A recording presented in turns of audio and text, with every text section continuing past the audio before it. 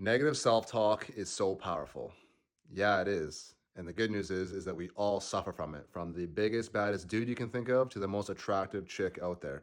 We all, to some degree, have a negative voice in our head. And part of this is evolutionary. So back in the day when we used to throw sticks at we had to hyper focus on the negative things because it meant life or death, not getting food, being outcast by our tribe, not having sex or access to resources. The problem is the world's a whole lot less dangerous now, but we still have this primitive brain inside of our head in a modern world. How we can kind of counteract this is we can start by being our best friend. And we're going to start by coming from a place of humility and doing an accurate self-assessment of ourselves. We're going to learn to love ourselves and find security within ourselves by embracing our strengths and our weaknesses. And you're going to start by writing everything down and saying it out loud.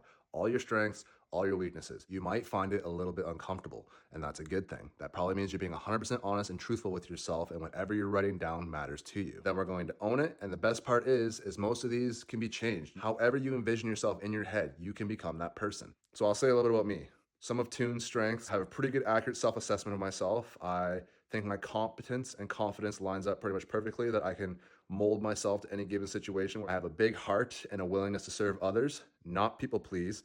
That's an entirely different thing, but to genuinely wake up, have empathy, and want to help and be there for those around me. I'm very honest, teachable, and disciplined. Some of my shortcomings or weaknesses will be that I lack spontaneity in my life. I find that maybe I'm a little bit too regimented at times and I don't necessarily take as many risks as I once did. I believe that I'm a very poor communicator, especially verbally. I lack vocabulary, tonality, and potency with my words, and I feel like sometimes my message doesn't come across the way that I want it to. I have a good sense of humor, but I don't necessarily think that I'm a funny guy.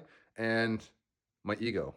We all have one, but I find my ego sometimes makes me defensive in certain situations. It makes me have a self-serving bias as well as maybe a better than average effect and blind spots to other biases. The next step in becoming our best friend is we're going to change the inner voice within our head. You know, when things aren't going your way and you say, oh, I'm so stupid, you're a jerk, you're not worthy. I'm sure you have much more colorful and harsh language, but you get my point. The actor Terry Crews has a wonderful way to frame this. We're gonna start talking to ourselves as if we're a little kid again. Go find a younger picture of yourself. I will post young Toon here, and think about how you would talk to that kid. Would you use the same language? Would you be as harsh? No, you'd probably come from a place of candor, love, enthusiasm, appreciation, kindness. When things went well, you'd be like, oh, great job, man. I'm so proud of you. Keep going. And when things didn't go as well, you might say, ah, didn't go the way we wanted to, but guess what? We get to try again, so keep going. So when things are going well, approach it with enthusiasm. Give yourself a little praise. Be appreciative. And when things are going wrong, show up with warmth, love, kindness, candor, and see how things change.